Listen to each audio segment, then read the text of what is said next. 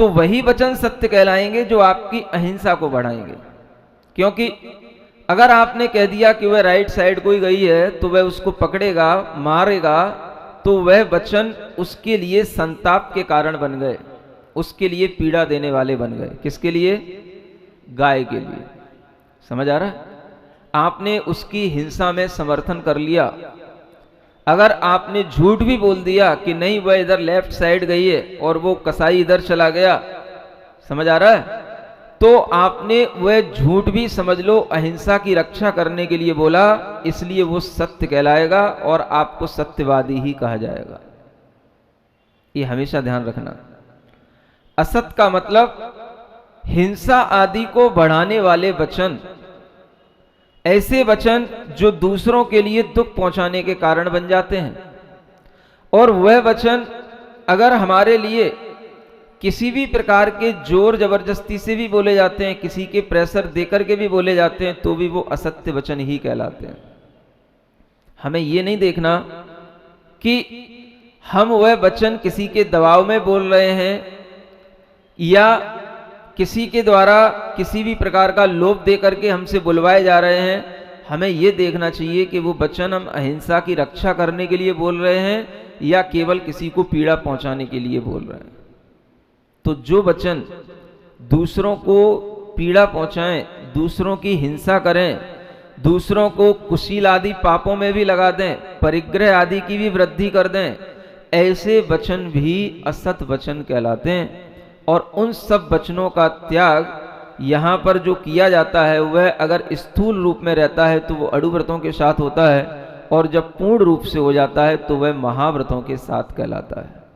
ये यहाँ पर अप्रशस्त वचन का अर्थ है। मतलब ऐसी निंदित बातें जो दूसरों के लिए पीड़ा उत्पन्न करती हैं और दूसरों के लिए हिंसा का कारण बन जाती हैं, वह हमारे लिए गर्हित, निंदित, अप्रशस्त वचन कहलाते हैं। कभी कभार कहा तो यही गया है, सत्य बोलना चाहिए, प्रिय बोलना चाहिए। समझ आ रहा है? लेकिन ये आप बात अधूरी समझना। अगर वह सत्य हिंसा को बढ़ाने वाला है तो वह सत्य भी मत बोलना, और जो प्रिय वचन पाप में डालने वाले हैं तो ऐसे प्रिय वचन भी मत बोलना। दुनिया में तो केवल इतना ही पढ़ाने को मिलेगा आपको कि सत्य बोलना, प्रिय बोलना, हाँ, लेकिन जैन दर्शन में एक बात और मिलेगी, ऐसा सत्य और ऐसा प्रिय भी मत बोलना जो दूसरे के लिए दुख देने वाला हो, हिंसा करने वाला हो और दूसरे को पाप में डालने वाला हो। आपको कभी आपके शिक्षक, आपके घर के लोग बुरा भी बोलते हैं। मान लो कोई अड़ुव्रती है, घर में रह रहा है, अपने बेटे को, अपने किसी भी घर के व्यक्ति को डांट भी सकता है, बुरा भी कह सकता है। आप कहोगे आप अड़ुव्रती हैं, डांट क्यों रहे हैं, प्रिय वचन बोलो। अब प्रिय वचन बोलने से आप सुनते ही नहीं हो तो क्या बोलें? नहीं समझ आ रहा है? अगर उसे सही रास्ते पर लगाने का भाव है तो वह प्रमाद के साथ नहीं बोलेगा, प्रमत्त योगात। वह अप्रिय वचन भी बोलेगा तो भी वह अप्रमत्त होकर के बोलेगा। अप्रमत्त माने अलर्ट होकर के बोलेगा। तो थोड़ा इसको टाइट करना पड़ेगा। अगर हम इसको डांटेंगे नहीं तो ये मानेगा नहीं, तो थोड़ा उसको डांटना पड़ता है। तो डांटने में अप्रियता झलकती है, लेकिन वह आपके हित के लिए है, आपको सही रास्ते पर लगाने के लिए है, तो उसमें भी सत्य वचन में कोई दोष नहीं लगता है। समझ आ रहा है? एक गुरु भी शिष्य के प्रति इस तरह का व्यवहार करता है। अगर नहीं करेगा तो फिर आचार्य बनकर के भी वह अपने अंदर अगर यही सोचेगा कि हम सत्य ही बोलें, प्रिय ही बोलें, तो वह कभी भी शिष्य को अनुशासित नहीं कर पाएगा और उसे करना पड़ता है। तो ये चीजें इसलिए हैं कि हम इस सूत्र की गहराई को समझ करके ये समझें कि हम दूसरे को केवल इतनी बात से उलाहना ना दे दें कि आप अप्रिय बोलते हैं, आप असत्य बोलते हैं। हम ये देखें कि उसके अंतरंग का भाव क्या है। भाव अगर अहिंसा की वृद्धि का है, धर्म की वृद्धि का है, वीतरागता की वृद्धि का है, तो वह अप्रिय वचन भी आपके लिए कभी कभार हितकारी हो जाता है। इसलिए यहां पर असत अभिधान लिखा है। क्या समझ आ रहा है? ये नहीं लिखा कि मिथ्या अभिधान। मिथ्या माने होता है झूठ। झूठ नहीं बोलने का नाम सत्य है, ऐसा नहीं कहा, असत कहा है। कभी कभी आपको झूठ भी बोलना पड़ सकता है, जैसे अभी बताया, और कभी कभी आपके सामने मिथ्या वचन भी आ सकते हैं, लेकिन वह मिथ्या वचन भी धर्म के ही अनुरूप होंगे तो वह सत्य की कोटि में ही आएंगे। मिथ्या का मतलब होता है एकदम से विपरीत होना। मिथ्या का मतलब क्या होता है? विपरीत वचन बोलना। अब विपरीत क्या होता है? जैसे मान लो अनेक दर्शन के लोग होते हैं, उन्होंने कहा हम ये मानते हैं कि आत्मा अनित्य होती है। जैसे बौद्ध लोग होते हैं, उन्होंने कहा आत्मा अनित्य होती है। हम उसके सामने ये सिद्ध करेंगे फिर कि आत्मा अनित्य नहीं होती, आत्मा नित्य होती है। समझ आ रहा है? तो ये वचन क्या कहलाए? अगर हम नित्य ही आत्मा को सिद्ध करने जा रहे हैं तो वस्तुतः तो आत्मा कथनचित नित्य भी है और कथनचित अनित्य भी है, लेकिन हम उसके सामने क्या सिद्ध करेंगे? जब सामने वाला अनित्य सिद्ध करने बैठेगा तो हम नित्य ही सिद्ध करने बैठेंगे, अनित्य सिद्ध नहीं करेंगे, क्योंकि अनित्य तो हमें मालूम है कथनचित होता है। तो उस समय पर हमारे वचन एकांतवादी होंगे। किसकी सिद्धि के लिए? उस अन्य दर्शन के सामने अपने पक्ष की सिद्धि करने के लिए।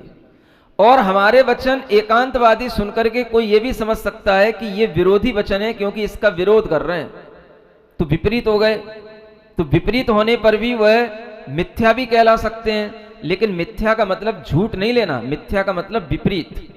तो विपरीत वचन भी सत्य हो सकते हैं, लेकिन असत वचन सत्य नहीं होते हैं। तो कभी कभी विपरीत वचनों का भी प्रयोग किया जाता है। जब सामने वाला कहेगा भगवान एक ही होता है, तो हम उसकी सिद्धि करेंगे नहीं, भगवान एक नहीं होता, भगवान अनंत होते हैं, तो हम उससे विपरीत बोल रहे हैं। समझ आ रहा है? तो विपरीत बोलने का नाम झूठ नहीं है। एकांत रूप से भी जब हम किसी चीज की सिद्धि करते हैं तो उसका नाम भी झूठ नहीं है, क्योंकि हमें अनेकांत मालूम है, लेकिन सामने वाले के लिए यह कहने में आ सकता है कि ये वचन आपके एकांत रूप में सिद्धि कर रहे हैं, क्योंकि जिसको लिए भगवान एक मानना है तो हम उसके लिए अनेक ही सिद्ध करेंगे, जिसको आत्मा अनित्य मानना है हम उस आत्मा को नित्य ही सिद्ध करेंगे। लेकिन फिर बाद में हम ये भी जानते हैं कि अनेकांत दर्शन से आत्मा नित्य भी है और अनित्य भी है। तो जब कभी इस तरह की वचन होते हैं तो उसमें भी झूठ का आरोप नहीं होता है, वे भी सत्य वचन ही कहलाते हैं। तो आप सत्य की गंभीरता समझें कि पहली चीज वह ध्यान रखें कि हम प्रमादी होकर के न बोलें, असावधानी से न बोलें। प्रमत्त योग के साथ में कहा गया सत्य भी असत्य होगा। और अगर आप अलर्ट हैं अहिंसा की रक्षा करने के लिए, धर्म की रक्षा करने के लिए, वस्तु तत्व का प्रतिपादन करने के लिए, आपके मुंह से अगर कभी कुछ गलत भी निकल जाएगा तो भी वह असत्य की कोटि में नहीं आएगा। कभी कभार हो जाता ना, हम बोलना तो चाह रहे थे कुछ और, थोड़ा मुंह से कभी कुछ और निकल गया, आपने उसका कुछ और अर्थ समझ लिया, तो वह झूठ नहीं हुआ, वह सत्य ही कहलाएगा। क्यों कहलाएगा? क्योंकि उसके पीछे हमारा अभिप्राय धर्म की विपरीतता प्रदर्शित करना नहीं, वस्तु तत्व को अयथार्थ रूप से प्रस्तुत करना नहीं, हमारा अभिप्राय वस्तु के यथार्थ प्रस्तुति का ही है। लेकिन अगर उसमें कहीं कुचित कोई स्खलन हो जाता है वचनों में, तो वह प्रमाद के योग से हो सकता है। इसलिए वह प्रमाद के योग होते हुए भी अगर उसमें अप्रमत्तता का भाव अधिक है, अलर्टनेस अधिक है, तो वह भी असत्य नहीं कहलाएगा, वह भी सत्य योग ही कहलाएगा। यह कहलाता है असत अभिधानम अन्यतम। इसलिए ऐसे वचन जिससे धर्म का नाश होता हो, धर्म क्रियाओं का विनाश होता हो, वह भी असत वचन कहलाते हैं। बहुत से लोग आज के समय पर पूजा विधान अभिषेक आदि क्रियाओं का निषेध करते हैं। समझ आ रहा है? हाँ, कुछ ज्ञान की ऐसी महिमा बखानते हैं कि जिसके माध्यम से इन सब धार्मिक क्रियाओं में लोगों की अरुचि पैदा हो जाए, ऐसे भी भाव रखते हैं। और इस प्रकार के कथन भी असत वचन में आते हैं, झूठ कहलाते हैं। क्यों कहलाएंगे? क्योंकि आप किसी भी व्यक्ति के लिए अगर धर्म क्रिया से रोक रहे हैं, जो क्रियाएं उसके लिए पुण्य को बढ़ाने वाली हैं, सम्यक्त को बढ़ाने वाली हैं, उन क्रियाओं से आप रोक रहे हैं, तो वह वचन भी आपके सत्य होते हुए भी असत्य होंगे। सत्य किस मायने में होते हुए? मान लो आप किसी अध्यात्म शास्त्र की अपेक्षा लेकर के और उसकी अपेक्षा से आप किसी क्रिया को मिथ्या सिद्ध करने की कोशिश करेंगे, और हो सकता है कि किसी शास्त्र में ऐसा लिखा भी हो, तो भी आपके वचन वह असत्य कहलाएंगे, क्योंकि आप उस भूमिका में नहीं हैं। आप जिस अपेक्षा से कह रहे हैं वो अपेक्षा उसको मालूम नहीं है, अभी सामने वाला अपेक्षा समझता नहीं है, और आप उसके लिए डायरेक्ट अगर ये मना करते हैं तो वह वचन भी आपके असत्य कहलाएंगे, क्योंकि आप उसको धर्म की क्रिया से दूर कर रहे हैं या धर्म क्रियाओं के प्रति अरुचि पैदा करा रहे हैं। तो ये सब असत वचन होते हैं। कहीं पर अगर ये भी लिखा हो कि कभी कभार पूजा नहीं करना चाहिए, समझ आ रहा है? ऐसे भी लिखा मिलेगा आपको, पूजा नहीं करना चाहिए। आपने उस एक बात को पकड़ लिया कि पूजा नहीं करना चाहिए, लेकिन कब नहीं करना चाहिए, किसके लिए नहीं करना चाहिए, ये आपने कुछ नहीं समझा। जैसे जो प्रोषद उपवास करने वाले व्रती श्रावक होते हैं, तो वह उनके लिए एक छूट दी जाती है कि वह जिस दिन उपवास करें उस दिन किसी भी तरह का आरम सारम न करें, पानी का भी अधिक उपयोग करके उस जलकाय की हिंसा को न करें और किसी भी तरह की हिंसा न करें, तो वह उस दिन बिना नहाए भी रह सकते हैं। जो 2 प्रतिमाधारी हैं उनके लिए बताया जा रहा है।